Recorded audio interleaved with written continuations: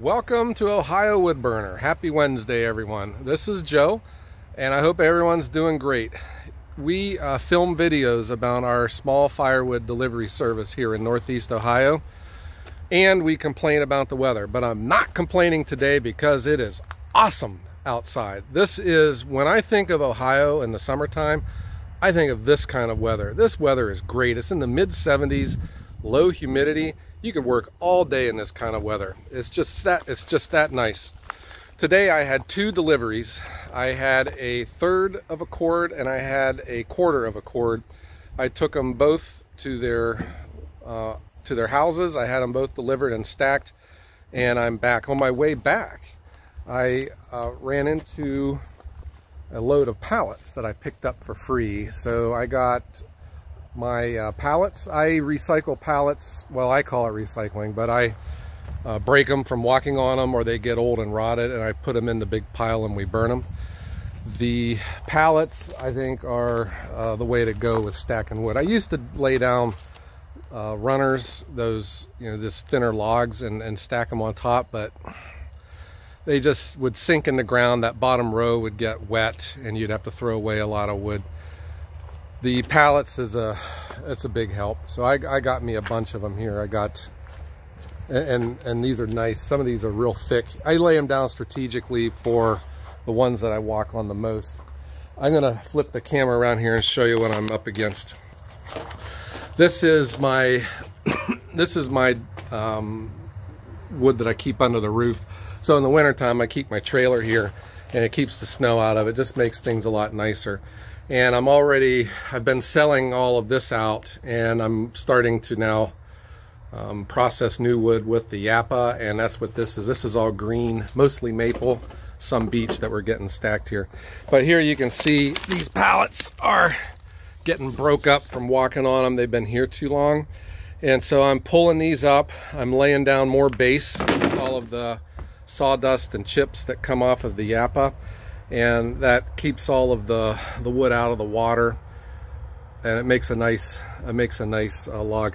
I did make an error with my process, and I'm going to have to make some changes. I picked up some mold back here, so these logs I'm going to have to discount these or sell them to someone that wants a fire pit. I can't sell these for residential because it's just, even though these are real seasoned log. You can see how, seasoned these are.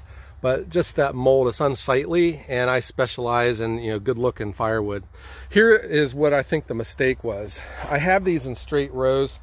An old timer always says you put enough distance between your rows that a mouse could climb through. And I've never had a problem until this year. And it's because the back, I built this wall instead of using sticks, for the back of the stack. And just adding this wall, I think, cut down on the circulation. And I got into the row that was before this and then this one, and I've just picked up some mold. And I hate. Okay, so I made, that's bad. I'm going to make a correction, but the way I see it, guys, is I have just become a better firewood delivery service because of that. When you make mistakes, it's important to fix them and make yourself better, and that's what I'll be doing with that. So let's go for a walk around the yard, and these are more rows that are ready to go. I've also been pulling off of the front end too. I'm just trying to get this wood out of here so I can start adding the new stuff. Here is the other side of that wall that I had stacked so that this wood could rest up against it, and I'm not going to make that mistake again. I'm going to turn the camera around again. This is my cherry. I've been selling through it, and I have new cherry that's coming in, and we'll be getting that stacked. Everything again's on pallets. This is the oak. This is that new restaurant that I picked up. They just want oak, so I have 4 cords in reserve, and I will be bringing in more. These are my rows of maple and beech mix. The orangish kind of wood is the beech, And beech is a nice wood. I haven't worked with that much, but man, it dries out nice. It's a heavy, harder wood. It's almost like oak. It's kind of in between oak and maple, but man, it smells good too when it is burning.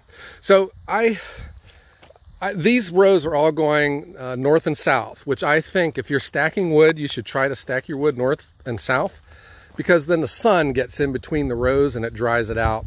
And I'm not seeing any mold on these. I went ahead, because I was a little gun shy from the other stuff, I started just pulling out rows that I've been selling and just making sure, but all the wood inside there looks good. It's drying out nice.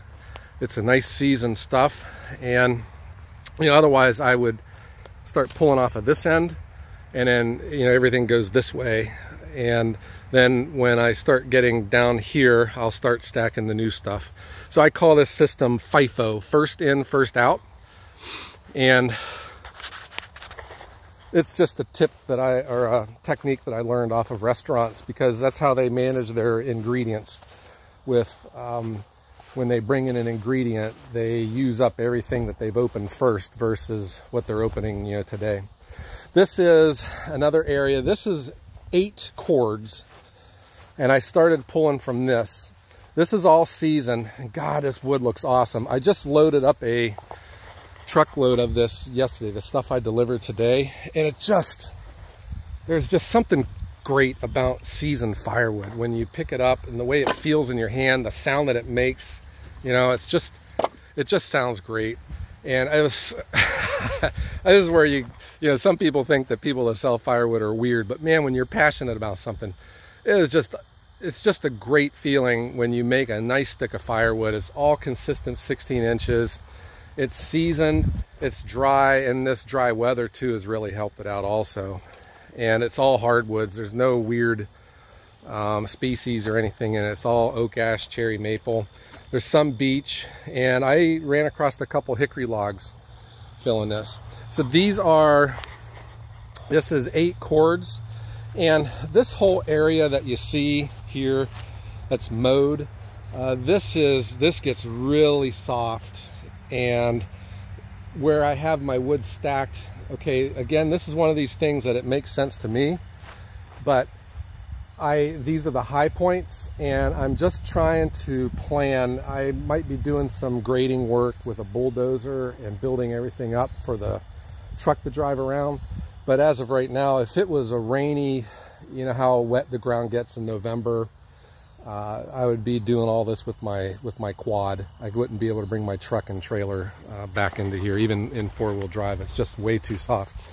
The master plan, guys, was with our acreage, was to have this field as part of my operation. So this would all be production, the drying yard, and you know, it's well away from the driveway, well away from the house. If you can hear, there's a highway back here behind these row of trees, and this would have been the place for it. But I'm going to walk on over to the other side here and I'll talk.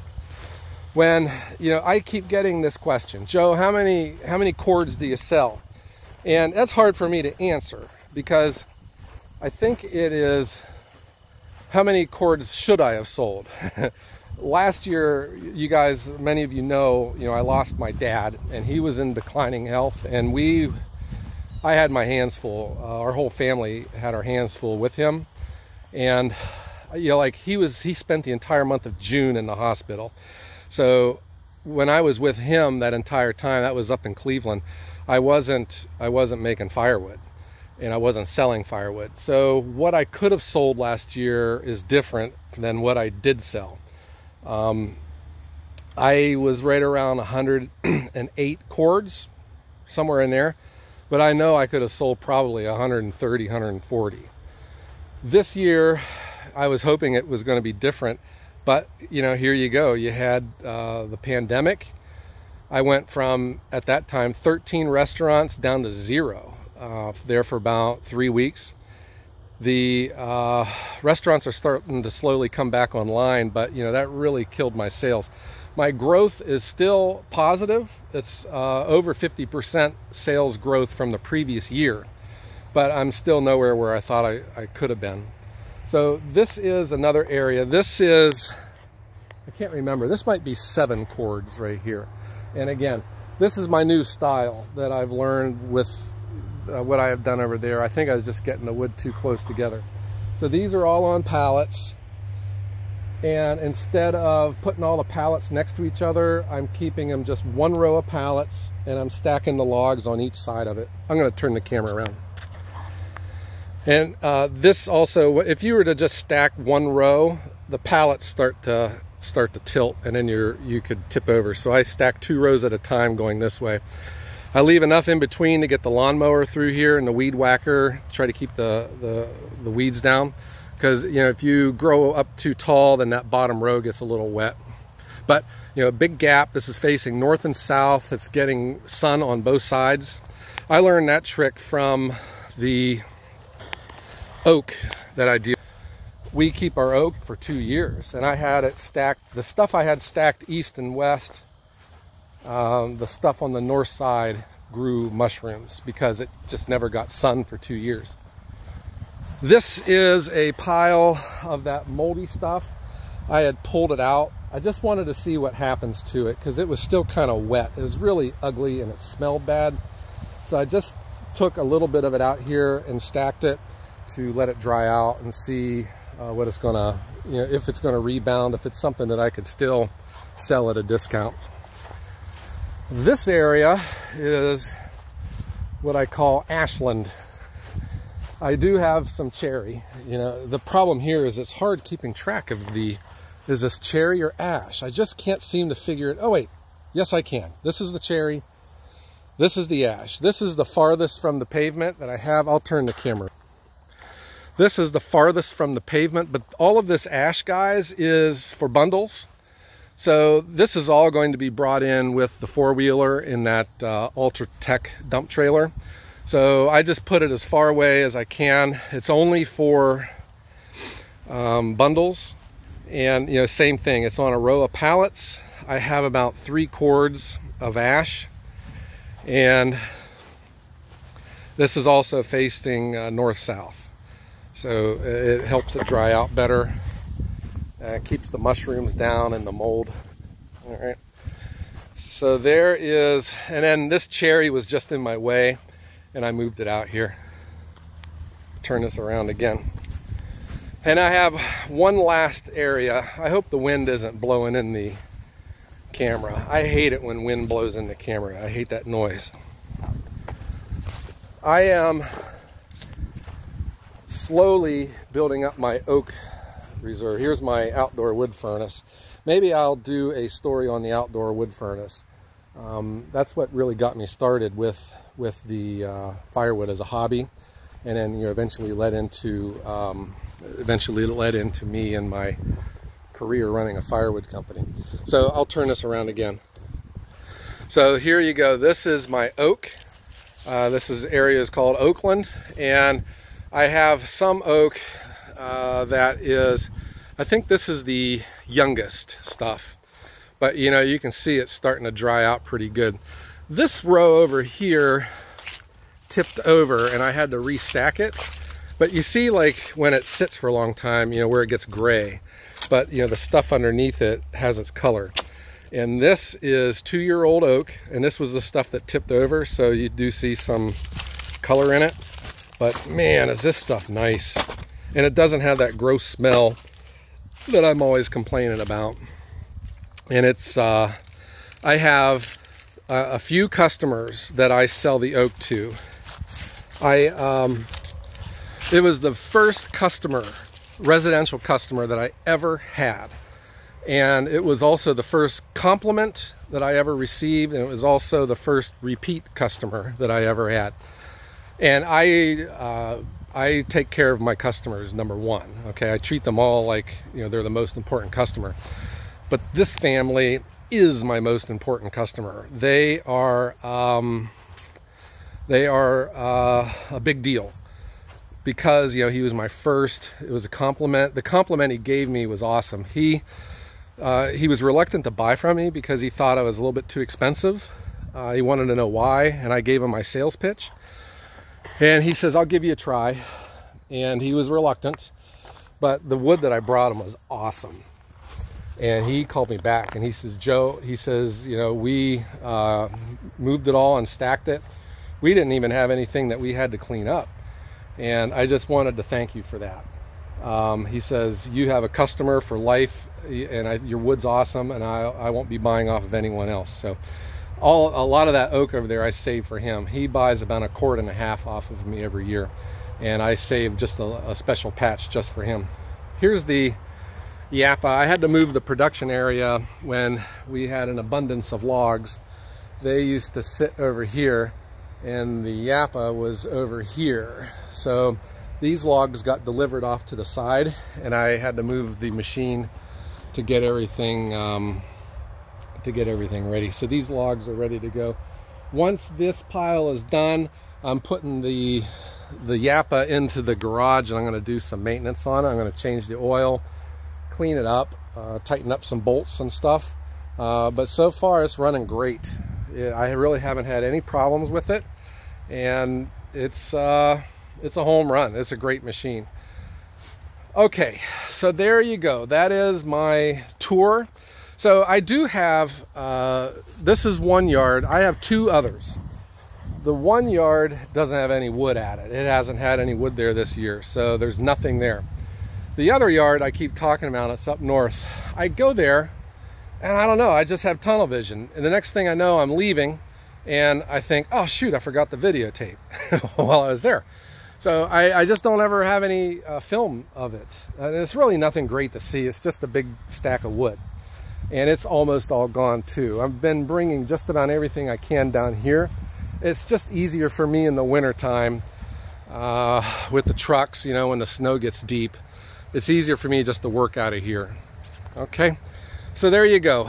I hope that you found this entertaining, and I really appreciate everyone for watching, and I am very excited about this Sunday's video. I have a surprise for you guys, and I think you're gonna think it's really cool, because it was really cool when we filmed it.